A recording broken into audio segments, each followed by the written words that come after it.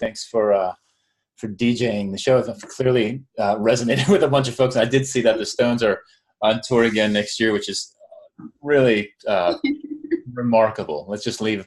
I think that's the safest word I can use, is remarkable.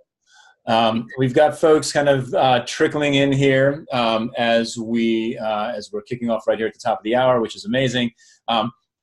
So it's terrific to do this with you. I'm excited. We are broadcasting this webinar from really opposite ends of the planet. I think we're almost as far away from each other as possible. Elena's in California, and I am in Barcelona, Spain. And so it's her morning, it's my evening, and we're excited to spend the next hour with you discussing how to really make your agile ceremonies and just facilitation in general stand out and hopefully achieve the results that you are looking for. If you don't know Elena, let me tell you a little bit about Elena. Elena is a senior coach at Ticketmaster, where she helps teams up-level when they are frustrated with their results or ready to increase their impact and success. Her high-performance toolkit comes from extensive product delivery experience in roles with Toyota, Sony DADC, and the Hispanic Scholarship Fund. The other thing that we're really, really excited about is Elena's book. Elena's writing a book for Sense and Respond Press called The Invisible Leader: Facilitation Secrets for Catalyzing Change, Cultivating Innovation, and Commanding Results. And like all Sense and Respond Press books, it is concise, it's focused, and it's packed with practical, tactical tips. And so if you don't know about Sense and Respond Press, I would encourage you to go to senseandrespondpress.com and really see all the books that we've got out there. We've started to really amass an amazing collection of actionable, pragmatic books for busy executives and aspirational leaders as well. We've got a Q&A module. So as Elena is presenting today, there's a Q&A module. Please put your questions in there for Elena as we go through this. If you put them in the chat, I'll see them as well. After she's done, we're going to ask her all of these questions. And again, ideally, if they're all in the Q&A module, terrific. If not, I'll fish them out of the chat and we can put them in there as well.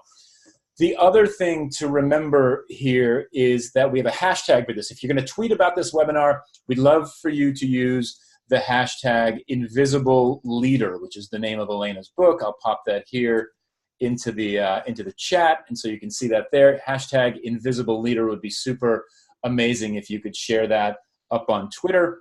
And then lastly, for those who have asked before, and perhaps those of you who've signed up but maybe couldn't attend in person, we are recording the webinar, and we post all of these webinars to Sense and Respond Press's YouTube channel. And so we'll put this up online within the week, and you'll be able to access it there on an ongoing basis, okay?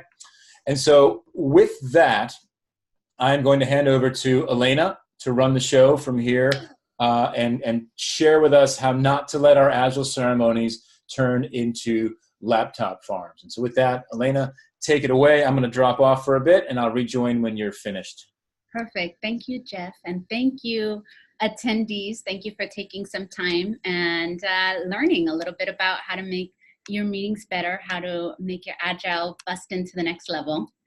And let's go ahead and start. Agile Boredom Busters is what we originally called this. So before we started, we had a screen up and wanted to hear what would make today a success for you. Jeff, I know we got at least one and a half answers in there. So would you mind sharing a little bit of what was in the chat room? And if you haven't already typed it in, go ahead and type it in so we can hear. My team is all remote, so any tips to help with our Scrum ceremonies, not turn into laptop farms in that sense would rock. So a couple folks said, yeah, my team is also remote, so that would be really helpful. And I think that's a big one for a lot of folks. I think we all deal with distributed teams. Yeah, perfect. Thank you. Yeah, absolutely. I mean, distributed teams are the way we're going. So we all have different methods of what we want to create success today, but I'm going to share with you what you will get out of today. And you'll learn 3 secret ways facilitative leadership can bust through the boredom and get folks engaged and bust through the laptop farm. And you'll learn how to do it before the ceremonies begin, during the ceremonies, and most importantly, in yourself, so that you're in a ready position and you're able to respond, sense and respond, as opposed to react and act. Let's see. I want to just, Jeff, you gave me a great intro, and thank you for that. I want to give you a little bit more about me and my mission. My mission is to remove blocks, keeping teams from expressing their full genius, and that likewise goes with individuals. And I've done this as a mom, as a biohacker, as a flow hacker, at different companies, even learning how to become a death doula. So how do we fully live our lives and express our genius? But really, it wasn't until I was out having drinks with colleagues, and this happens multiple times in my career, and my colleagues would tell me, Elena, no one has ever taught me how to hold space, how to shift a room. What do I do when people just aren't showing up? I can go to a business book and it'll tell me all the theory behind it, but nobody can tell me how to either make that person who's talking all the time just shut up, or just allow people to engage and not drone out. So that's what inspired this work. And we only have a few minutes together. This presentation itself is about 15, 20 minutes. So I'm gonna ask that you do whatever you need to do to stay focused and to learn as much as you can. So whether it means taking out the distractions, staying focused. We have a Q&A, as Jeff said, so you can type in any questions. You have a chance to engage with the community here together, and who knows when that'll happen again. So be present, share what you need to share, and feel free. Your contribution is needed and it's wanted. So I want to make sure that we are in the right meeting and that everybody here is in the right meeting. So let's do a boredom buster test. And in the chat, will you please say yes if you or anyone you've seen has either done or you suspected them of doing work in a meeting that wasn't part of the meeting, email, eating, texting, Facebooking, or any other social media, video gaming, shopping, exercising, taking another call, or yes, blushing. So let's see who has seen that. Chris has seen this a lot. Tara, Tony, JC, Catherine, Larry, Lisa, Rebecca. Yes, there's a lot of yeses. 10 times yes, absolutely. So there's been plenty of studies been shown. If you didn't say yes, then I would say, come on. We've all seen it. And it's an epidemic. It's an epidemic that people meet together, but they're not present together, and they're not in communication, they're not in relationship, and they're not fostering what they're actually there to do. So it's this terrible wheel. And there's been studies that at least 60% of individuals are doing other work. So what do we do about it? What can we do? We could change it. But right now we live in this massive laptop farm culture. And that's what I call this. It's the laptop farm. It's folks aren't engaged. They're dead inside and they're in the meeting, but they really they're not getting their full value of their time in that meeting. But we can change that. And here's the thing. Or preparing for another meeting. Yes, Gert, I hope I'm saying that name right. You can be preparing for another meeting. Absolutely. Shopping. People shop, especially on Cyber Monday. So we can change this culture, and we can change it. Anyone can change this. Even if the meeting's not yours, even if you didn't call it and you're just a participant, and I'm saying just in quotes, even if your team's not engaged or nobody's listening to you, or you don't have an opportunity to speak up, or if you are an introvert, this can change. And the skills are all simple. And I actually have a 4-step guide in the book. And I talk about the mindset, which I'm not going to talk about here because I promised that it wasn't going to be another leadership book. But then we go into prep and prime, guiding and reflecting. So we'll talk about a little bit about priming, guiding, and reflecting in this panel. So are you ready? Let's dive in. When we're priming, you got to start a meeting before it starts. So you start it with your invite, with follow-ups to your invite, with teasers where you could be light and fun and funny, and you start it with interviews. I'm going to focus on interviews here But I first want to talk about the power of priming. Okay, so are you familiar with anagrams? Anybody familiar with anagrams? Type yes if you have. If you are. Okay, Lisa, Dan, perfect. Rebecca, thank you. All right, for those who aren't familiar with anagrams, it's where you get a word or a phrase and you can flip it and make another word or a phrase with the same letters. So dormitory becomes dirty room. Astronomer becomes moon starer. And 11 plus 2 becomes 12 plus 1. Or as my sons would say, Illuminati confirmed. So there's these wonderful scientists who decided how does priming affect the brain? And they had their panelists go in and write sentences 20 times. They were the same words, but the first 2 words were slightly different. They had individuals write, I will, with both letters capitalized. I will, they would start the sentence off with I will, or the other group would start the sentence off with I will with lowercase w. And finally, the group that they had last that they were testing put will I with W, capital W, capital I. And they found that the folks who wrote will I actually killed the competition. In scientific terms, because science writing is so sexy, they said merely writing will I as opposed to I will produce better anagram solving performance. So period. It was just, they killed it. It was amazing. So when we're talking about interviews, we can start that problem solving performance before the meeting starts. And there's some simple questions that we can do. Simple interview questions before a meeting, before a stand-up, before a retrospective, before any type of work. Questions you can ask. What do you want to get out of today? What's critical to solve right now? And what might block our success? So those are really simple questions. And I know, again, folks might be saying, but Elena, this isn't my meeting. You can still ask it. You can ask it of anybody outside of your face-to-face. You can Slack it to somebody. You can email them, hey, what's really going on here? What do we need to solve?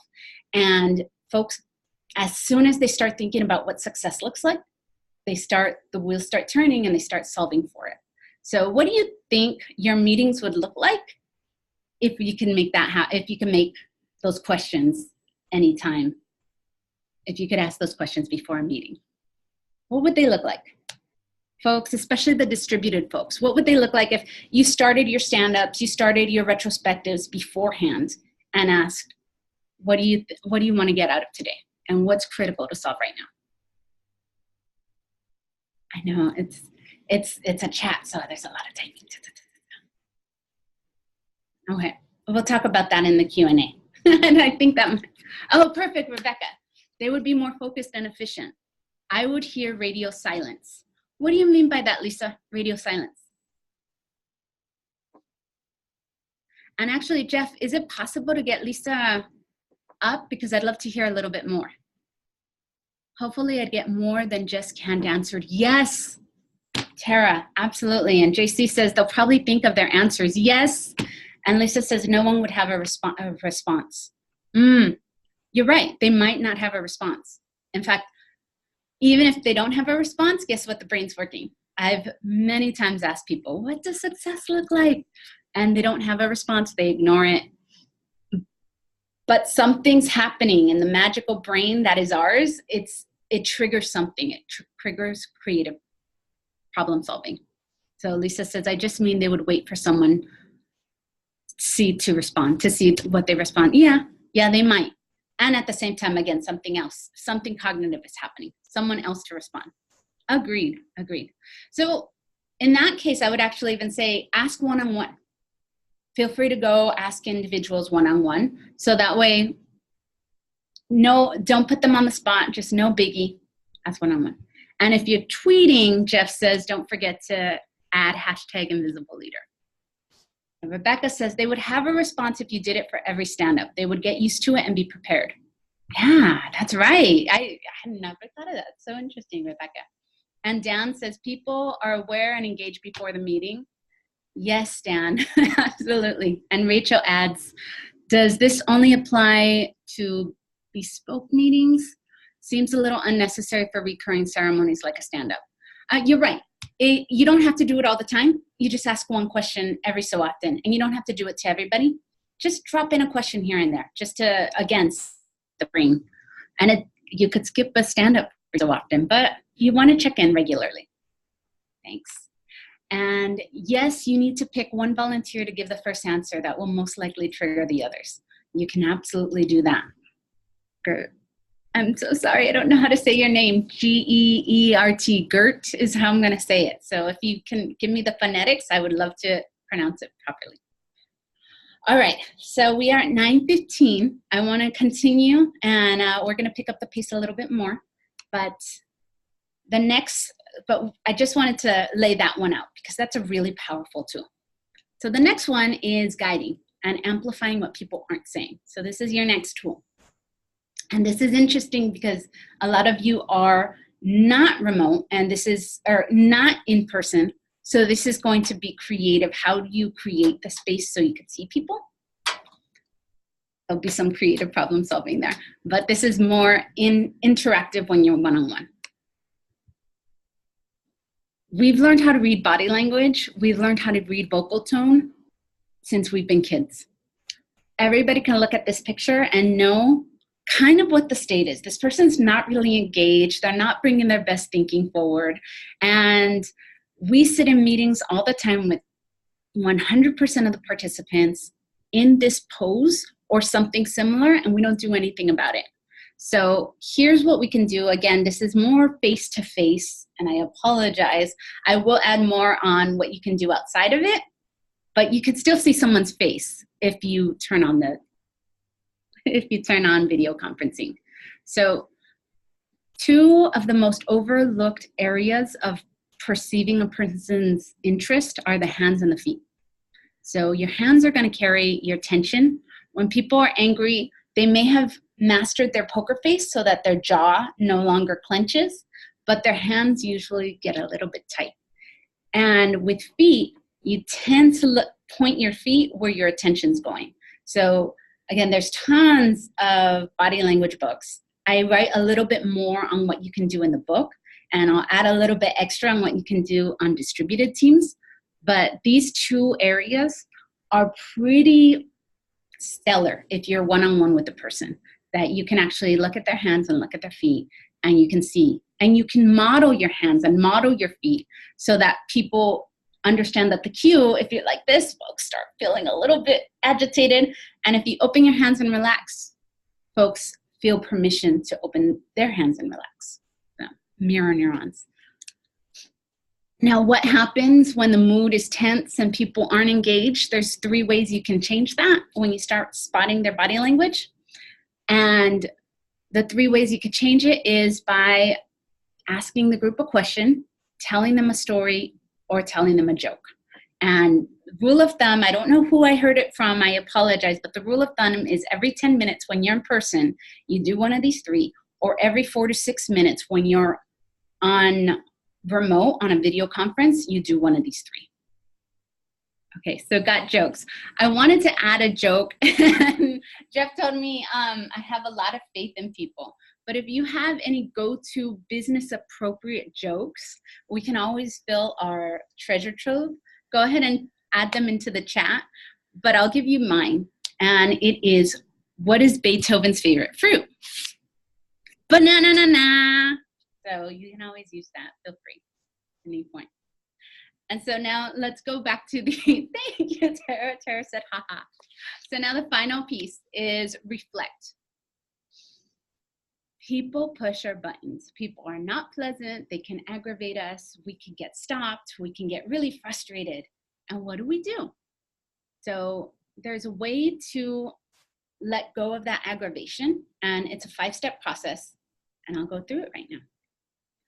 And you need to do this to get back to safety. Because when you're aggravated, you're at war. Your body thinks it's at war. It's like, argh! So the first thing you have to do is go find a place to be by yourself, because you cannot do this with anybody around you. You have to go by yourself. And once you're by yourself, go ahead and complain your heart out. Complain why it's unfair, why this person's terrible. Use whatever profanity you want. Again, you're by yourself. Please don't let anybody hear you. But what you're trying to do is get out of war mode, get out of fight or flight mode. So you're just complaining, let go of the frustrations, the anger, the resentment, just speak it all out. And after a certain time, you're going to be done. It's going to be over. Just check in with your body and get present, because you'll be clear. You'll realize you'll be able to access higher level thinking capabilities. You'll be able to be creative. You'll be able to start really thinking calmly. Once you're present, and if you're not, go back and keep complaining. You'll eventually get over it, get through it. But once you're present, go ahead and start thinking about what you really want. You're triggered because you want something and you're not getting it. So what is it that you really want? Because you don't really want to be a complainer. If you're on this webinar, you're not a complainer. You're a leader, you're somebody who wants to make things happen and good things happen. So get clear. What is it? What's that good thing that you want to make happen? And when you're really clear and you feel really good about it again, then start asking yourself, what are your next steps for you? What kind of leadership do you need to bring? If it's a meeting and everybody is not talking and, everybody's disengaged and we're just saying that it's because folks are disconnected and they're not present, well, remind them to come back. And what do you want? You want people to be engaged and connected. And what do you need to bring forward? What kind of leader do you need to be to make that happen? And for me, it's, as a leader, if I want to create engagement, I need to be caring. That's the kind of leader, that's the leadership that comes naturally for me that gets results. So, but it's different for different people. So that right there will create the psychological safety and will create the results you want. So again, anyone can do these three things. You don't need to be a meeting person. You don't even need to have called the meeting. But, I think you would like to lead engaging agile ceremonies and meetings. And there's a couple ways you can move forward from here. So I'm at time. I'm going to add a little bit more. You can move forward from here by taking what you learned and running.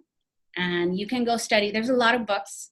There's a lot of books that will teach you how to have a facilitative mindset, what to write in your invites, how to correct meetings that have gone sideways. Actually, I'm not sure.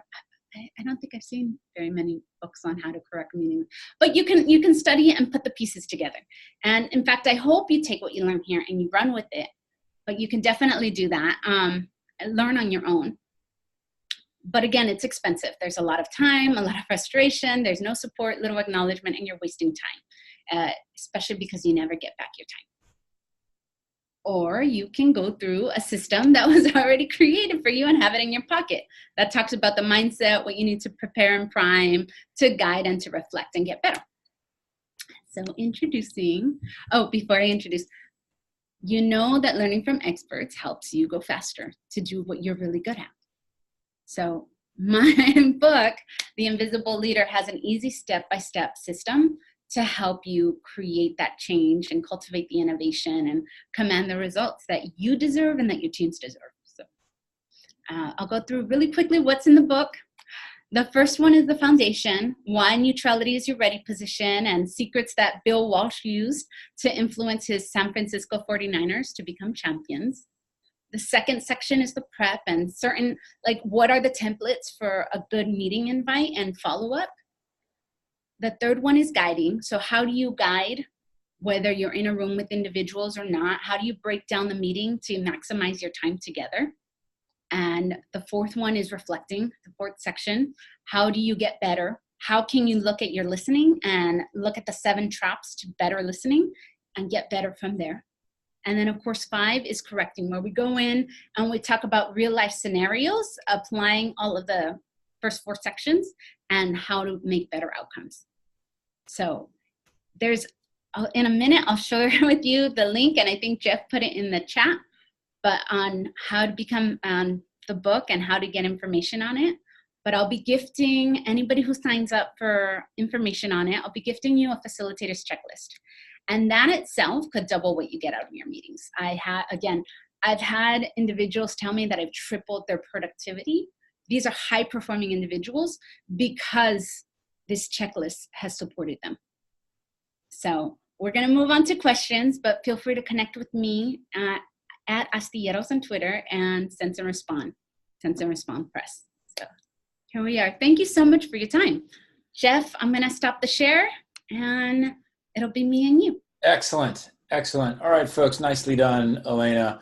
We've got lots of questions to ask, and I wanted to start with this one first. And folks, again, as a gentle reminder, if you've got questions for Elena, just put them in the Q&A module. That allows me to moderate them and to make sure that we get through as many as we can. We've got plenty of time to get through a bunch of questions, so feel free to add them in there.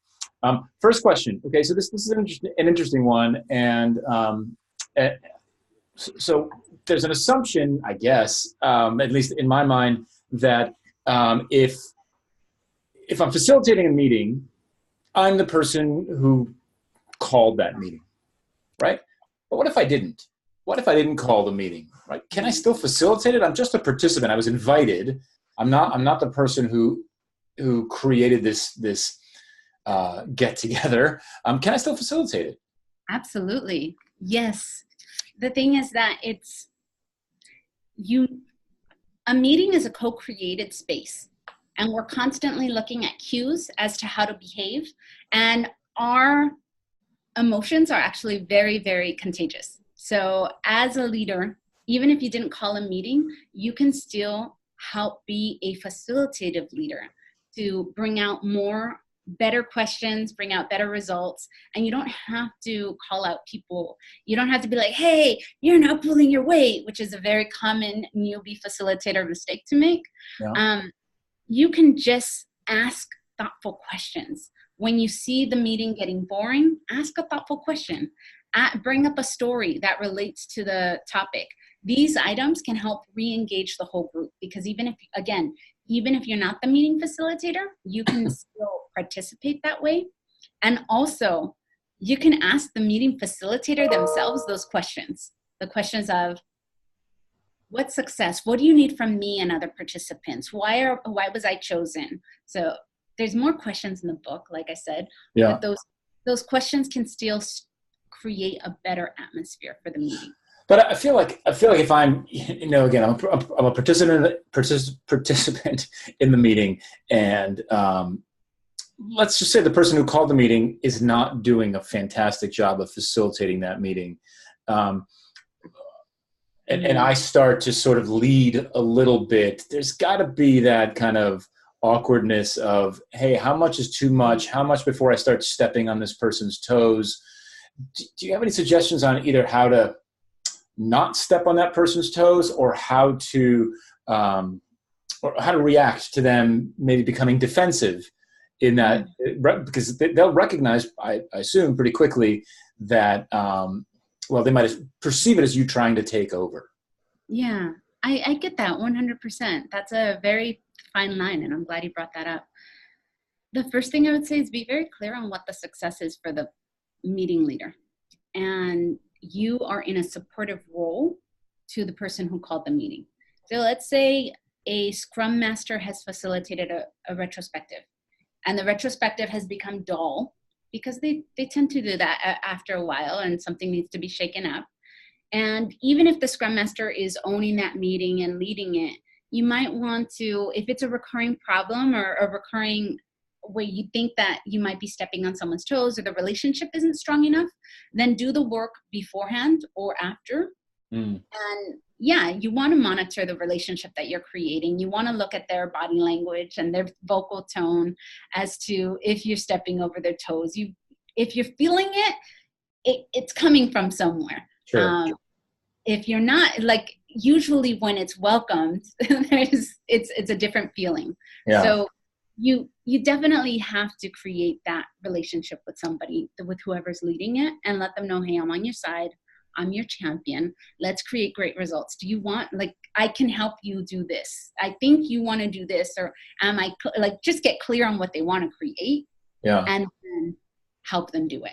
So that'll help you be the leader. No, that's interesting. Look, I don't think you can preempt, particularly unless you know somebody's a terrible meeting facilitator.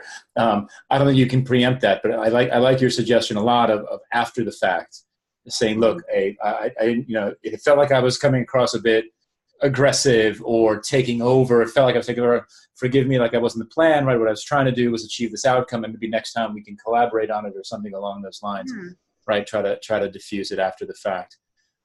Good. Look, and this happens all the time.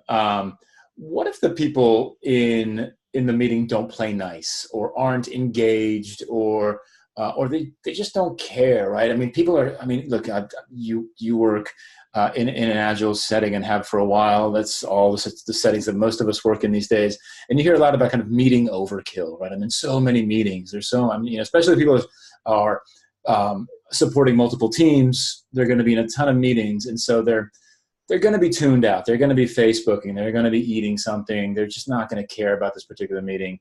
What do you do? How do you kind of snap them back and get them to focus, to the meeting that you're running? There's three ways. The first one is the priming, of course. Be very clear about the priming, why it's important. And even before the priming, understanding the value. Like if you want people in your meeting, that's probably because they're good. And if they're good, they probably have a million things to do because they're good. They have more things to do and they have to be selective. So be very respectful of their time. I find that the more respect you have for people's time, the more respectfully they will show up to your meeting. That's one of the foundations, and getting clear on why you want them there. The second is be ready to cancel a meeting, and not in a punitive way. Like, no, this is your one. We're doing this after school. Right? No, you guys suck. Right.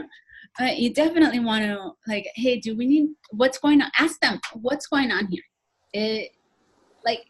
I know that at one point we had a meeting and individuals were on computers and were checked out. They seemed to be checked out, but something had happened that was really big, and they were feeling they were feeling tense, and they couldn't bring it up because they didn't know they could. They didn't know. They wanted to be respectful. So asking, what's going on here? They'll answer. Yeah. Or they won't, but they will. And you can read underneath what they're saying. So, and if they don't answer, you can always ask them, hey, does it make sense? Is this the right way to drive? What's the best way to drive the conclusion we want? We're meeting here for this.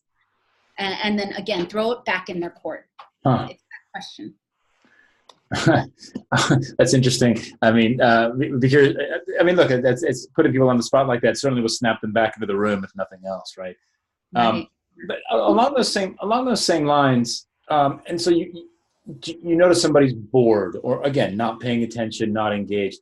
Do you just note it and try to solve the problem in the ways that you just described, or do you explicitly call it out and say, look, I'm picking up that you guys aren't, paying attention or whatever? Like, how do you deal with that? I think, again, coming from the space that everybody's doing their best. And if they're not showing up, there's probably a reason that is beyond, and it's not personal. So asking either what's going on here, or is everything okay? I know that there's usually if there's an individual that's really checked out, everybody's fine, but then there's someone who comes in late or just is doing something else. Asking them, is everything okay? Can, again, create relationship, foster that relationship. And also it's coming from the space of this person's trying to do their best. So what's blocking them? Yeah. Okay. Interesting. So look, we started off the webinar with this question, and it's come up again, and I think it's worthwhile kind of tackling head on a little bit. We live in a distributed world. We live with global teams. Facilitation of distributed agile teams is challenging. I know, look, I run plenty of sessions right from here, right from where you're looking, right in my little office here in the back of my flat. And it's difficult to sense the body language in a room, to see what else is going on around, to really engage a team. What have you seen? What have you done? What have you seen work well when it comes to facilitating distributed agile teams? To keep them engaged, particularly in these agile ceremonies. Yeah, I think one of the most useful tools, and I don't have this in the book, so I may just add it in there, is creating a rules of engagement exercise. and having the team decide themselves what is going to be the most useful for them meeting, both in what would be the reasons for them to meet, when would be the best times for them to meet, especially when it's global, right? You and I, we meet before 11 a.m. my time, or we have a certain time because it's not viable for you otherwise. Right. And what the team would want for themselves to make it a high performing meeting. And it's amazing because usually I almost always have somebody that says, I want to see your faces. Turn on the video. Yes. Yeah. Because having a blank face and, you know what, I'm going to stop my video. Guess what? You just completely lost connection to me. It's no longer fun. You don't know if I'm like what I'm doing behind the video. It's that face to face. Our brain is wired to see faces. Yeah. So, but if I were to say, everybody put your video on, then they're not adult. Like I'm treating them like they're not capable of creating what they want. So. Got it. It's interesting. Years ago, I was reading something by Jason Fried. You know, Jason Fried's a big fan of remote work. I think he wrote a book called Remote Work. And he talks about how if you're going to have distributed teams, you've got to make a clear delineation between what he called a here culture and a there culture. In other words, you couldn't have it, right? In other words, like if 75% of the team was in the office, but 25% of the team was distributed, then teams were optimizing for the in-office experience. And then you created these two separate cultures, right? The in-office culture and the remote culture. And generally speaking, the people who were remote were getting shafted, right? And so he's like, if you're going to be working in a distributed facility, you've got to optimize for a distributed way. You've got to optimize for remote. That's really the key, is to optimize for remote, which I love, right? That means that everybody's got video on, everybody's got good audio, everybody's got the right tools, everybody's using the same tools, so that there's no sort of preference for one person or one location over another, which I found fascinating. I love that. Let me ask you the next one, and this one's an interesting one. I love this question, actually. Lisa asks this question, and reminds me of a story. So I'll tell you the story really quick, and then I'll ask you the question. Super fast story. My background is UX design. UX designers for years have been asking for a seat at the table. That's kind of been the mantra of UX designers forever. And I forget who told me the story, where it came from. At this point in my mind, it's kind of urban legend, right? It's sort of industry legend of a woman who ran a UX team, and she couldn't get her people invited to meetings. And so what she did was she renamed or rebranded her team from the UX team to the facilitation team. And can't have a meeting without somebody from the facilitation team there to facilitate the meeting, right? So all of a sudden, the UX people were attending to a rebranding effort.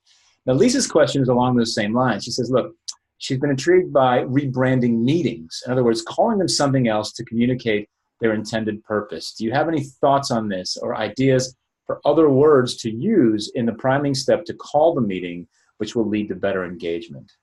Yeah, actually, you know, it's funny. We use the word workshop a lot here at Ticketmaster, which I really honor the coaching efforts that have happened before I came here, because it's wonderful. Folks come into a workshop, they're not in a meeting, they're in a workshop, and it's a different mindset. The other thing that I've seen so effective is that a clever title to the invite makes all the difference. So just recently there was an effort called Fan Wallet, and the workshop was titled, "What's in your fan wallet?" riffing off a popular slogan. So you riff off slogans, you do just fun things so that the mindset's different. Like, yeah, workshops is such a great way to talk. And again, your daily stand-up is not a meeting, it's a stand-up. And people know that you're creating something different in a stand-up. Your retrospective is not a meeting, it's a retrospective. You know what's being created in that retrospective. Right, and look, and I think ultimately the measure of success of your rebranding effort is outcomes. It's the change in behavior of your team, right? So when we called it workshops, We had people showed up on time. When we called it stand-ups, people started leaving after 10 minutes, whatever it is. But ultimately it's the change in behavior that tells us whether the rebranding effort was successful. Cool. All right. Tony's got a question. Hi, Tony. What about that person that gives too much feedback, right? What are some tips for sidestepping those who dominate or are typically negative or who get off on tangents easily? How do you kind of bring it back on the rails? So there's two things. I talk about a whole series of what you can do with somebody who's not talking about, or who's talking a lot and taking up a lot of space. What you can do is in the book, so it'll have a lot more in depth. But one of the things I'm going to talk about the mindset is that this person really just wants to contribute. And sometimes, in fact, that person who talks a lot, they don't know how to stop. They're just like, but I have one more thing. Oh, but this is so good. So I find that giving them a mission, and I actually have facilitation. How do you as a facilitative leader start winding that down? I have that in the book. But one of the most useful things that I do is outside of the meeting is give them a different mission and let them help be the voice of their team. They have no problem speaking. So how can they be an ambassador to folks who sometimes have a problem speaking or sometimes don't know how to take up that space? So instead of saying, stop, say, look around, what does your team want? And give them that mission. And suddenly they become this champion for the rest of their team. And it's not, you don't point to people. You just say, hey, are there folks who have trouble? And you just ask them, are there folks who have trouble on the team that could use help? Are there folks that we're not hearing from? And let them come up with the solution themselves instead of dictating it to them. Because again, they're talking because they want to help. They're talking because they have so much to give. And just channel that somewhere else. I love your optimism.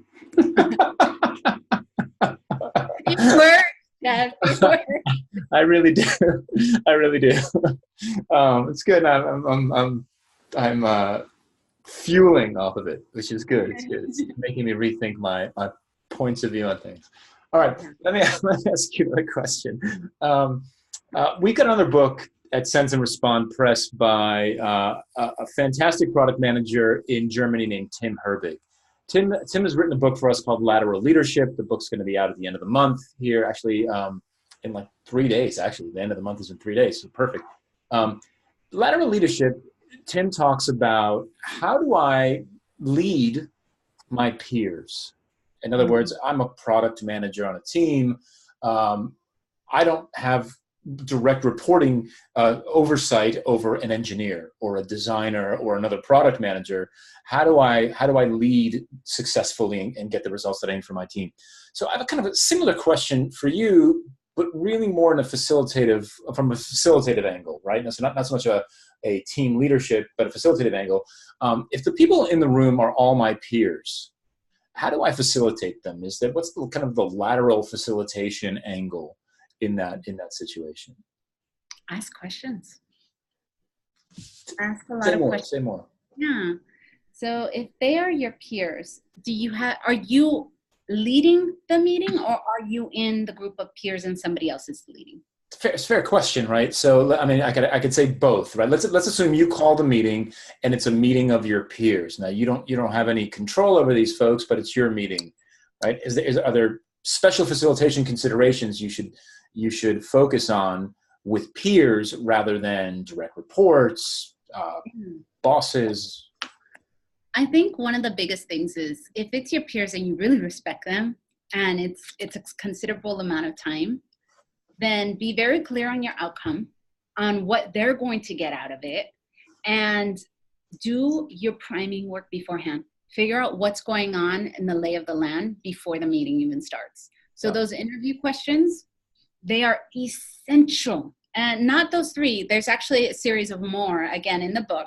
And asking those questions to understand what folks are thinking, what they want to get out of this, what they don't want to get out of this so you can avoid that.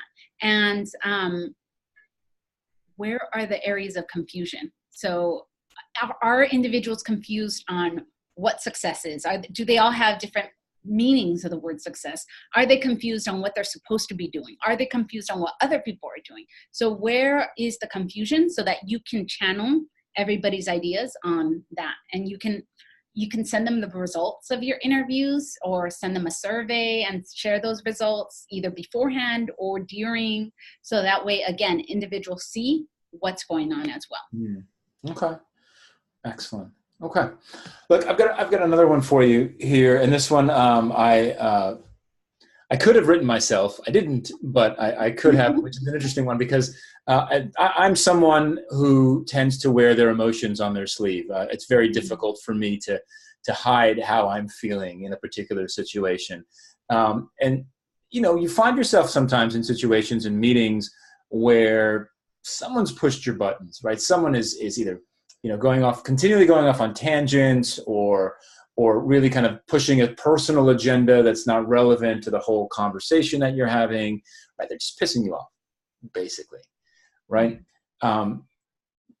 Particularly in a facilitative role where you're the one driving the meeting, how do I unwind myself in a meeting like that? In other words, how do I diffuse the frustration that I might be feeling with that individual, in a way that ensures that we end up with some kind of a productive outcome to the meeting? Yeah, there's two ways. The first one is you do your priming beforehand, and you get very clear on what you're committed to creating. Because being clear on creating something and being committed to it will allow you to be like, oh, I'm triggered on that, but I'm committed to creating this. Mm-hmm. I'm triggered on this, but I'm committed to creating alignment. So what do I need to do? Because I'm committed, and I remember this might be something that triggers me, or if I got triggered, what would I go back to?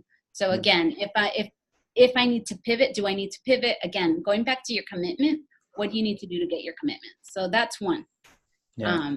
Defining your commitment beforehand. The second one, if it's really triggering and you can't get back to your commitment, you might want to take a break. And if it's a half-hour meeting, hey, can we take 5? Yeah. Really quick, or just write it out. It's only 10 minutes till the end of the meeting.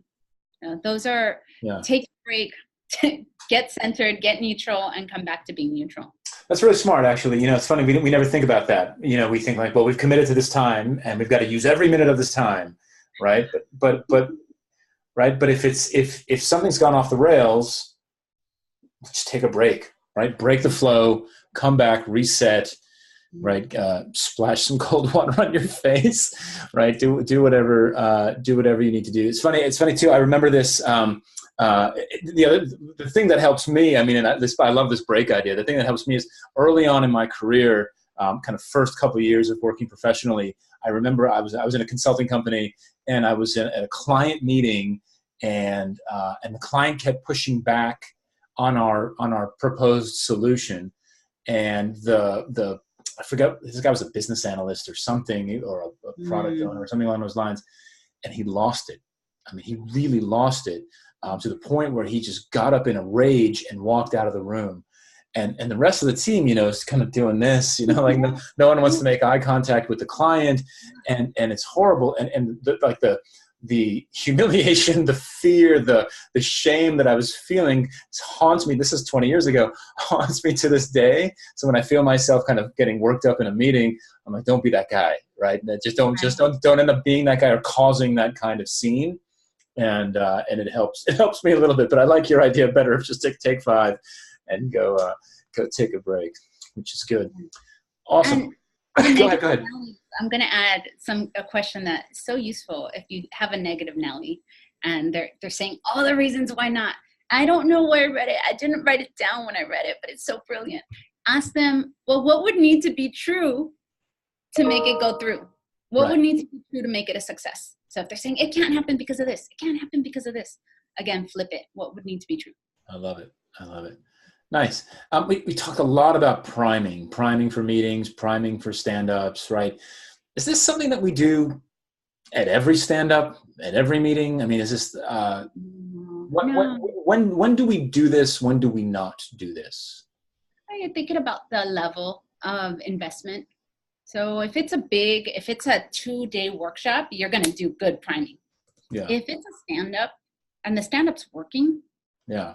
stand-up going. I mean, maybe you're first starting your stand-up, so that way you can get folks thinking. But if you're getting the results you want, keep it going. If you want to up-level it for whatever reason, then you ask a few questions here and there so that you keep the momentum going on and people don't go on autopilot. It's just you're going to test, you're going to sense and respond. Nicely done. Nicely done. Good. No, I like it. Okay, look, I think this one's really interesting. You know, I mean, not everyone's an agile coach. Not everyone is a scrum master. Not everyone is comfortable standing up in front of a room and not only voicing an opinion, but leading a room. Some people are introverts. Some people are just terrified of being in that position. How are people supposed to do this? In other words, how can someone who either doesn't like speaking up or is an introvert, how can they become a good facilitator? What can they try, particularly if they see facilitation as a core component of career progression, right? So the way that I get ahead in my job or in my company is by leading some of these efforts, right? Maybe my boss asked me to, or whatever it is, but that's just not me, right? How am I supposed to do this? Okay, well, that's a great question. One of the best ways that I've seen is that when thinking about energy, right? An extrovert gets energy from people. So they can go on forever and ever and ever just based off being around people. An introvert is going to get depleted if they're continuously with people. So what I've seen is, again, that priming so that people can be the leaders when they come up, reflecting what they're hearing. So I'm hearing you say this, and just, again, being a big mirror to them. And also assigning people to lead sections. So, hey, if I have a workshop, an inception, me, myself, and I'm coaching someone who's an introvert to do it, I will have her prep one-on-one different people to run different items. So that way she can take a break, or he, I'm thinking of the last person I coach, but they could break and relax and regenerate while somebody else is leading. So allowing people to lead and knowing what happens when you're actually leading. So that's great. So if I am an introvert and I get burned out by being in front of people, and I have to facilitate a 60-minute meeting, I can lead it and then say, all right, Elena, I need you to take the next 10-minute segment or 15-minute segment on this. That allows me to recharge while you do that. I love it. Yeah. I love it. Cool. I have one more for you, and then we'll wrap up for this. Okay. Look, a lot of the stuff that we've talked about here today has been built on the assumption that a team is focused on a single task, right? That we're in a meeting talking about a thing at this time, and everybody's focused on that one thing at that time. The reality is that people are always multitasking, right? They're thumbing their phones, they're looking at laptops. I mean, I can't tell you how many. I mean, I teach classes for a living. I set up in front of a class, and people just like put up their laptops and start emailing. I'm like, why are we here? Are you here to email, right? And so, but that's reality. I know why they're doing it, right? Because the work is never ending. The emails stack up, the meeting invitations stack up, the questions, the fires, right? If a group is forced to multitask, right, what do we do then? How do you facilitate a group that's always distracted and always doing 10 things at the same time? An interesting question. Can I make a distinction between two areas? Because there's folks who have a lot to do, and what I've seen is a lot of times the people who have the most to do are the ones that are the most focused in a meeting because they want to get in, out, and done and move on. I've seen like really high-ranking officials, boom, boom, boom. They don't multitask. They're in and out. They're actually trying to speed it up. Yeah. But what I do see is, and I learned this from teaching students and interns, is that sometimes that multitasking isn't multitasking. It's actually more addiction. And we're addicted to the dopamine rush of checking an email. And I would even say, let's get clear that we're gonna focus for 90 minutes on this. This is what we need, or adjust the time. How much real focus can I get? Because if folks are checking and they're doing stuff, people are adults, so some people do need to step out. Most people, yeah. This is your optimism coming through again, which is good. This is my faith, yes. Yeah. And most people, so it's distinguishing. Is it that the dopamine hit is like really strong right now? They need to take a break. So like smokers from days of past, we really need to take a break for people to get their dopamine rush. And some people are more addicted than others. And I'm going to say, like, I really don't want to type class, but a lot of times my interns, if I have interns and I'm teaching them, I'm taking breaks every half hour, because they really need to go back. Like they have their right. Boyfriends or girlfriends or like whatever, like they just are really addicted and they need their rush. And otherwise they're getting fidgety and twisted without it. Yeah. The other thing is that if they're multitasking, if they have to multitask, ask them. I know you guys are really busy. Ask if you can schedule it for another time when whatever's in their way gets handled, or how they want to handle the fact that not everybody's present. Yeah. I love it. Good. Nicely done. Thank you very much. This was excellent. I think folks got a lot out of it. So thanks so much for sharing your knowledge. A couple of things as we wrap up. First of all, we have recorded this. This will go up on the YouTube channel for Sense and Respond Press by the end of the week. That's my hope. By saying it on the recording, I'm committing to it. So by the end of the week, we'll post this up on Sense and Respond Press's YouTube channel. If you're interested in getting some of those free resources from Elena, if you go to bit.ly/invisible leader, bit.ly/invisible leader, you will get to the sign up page on Sense and Respond Press for Elena's book, and everybody who signs up in the next 24 hours, Elena will send you off that kit of facilitating tips and tricks and so forth. And then lastly, check out Sense and Respond Press. If you have any questions for us, feel free to reach out to myself, to Elena, to any of our other authors and so forth.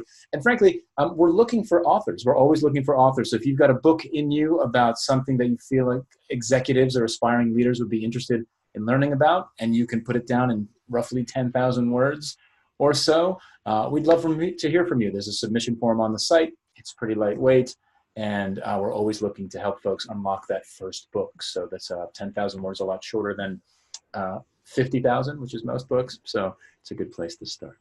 Thanks a lot, Elena. I really appreciate it. And we'll see you all next time. Next time. Take care. Thanks. Bye. Bye everyone.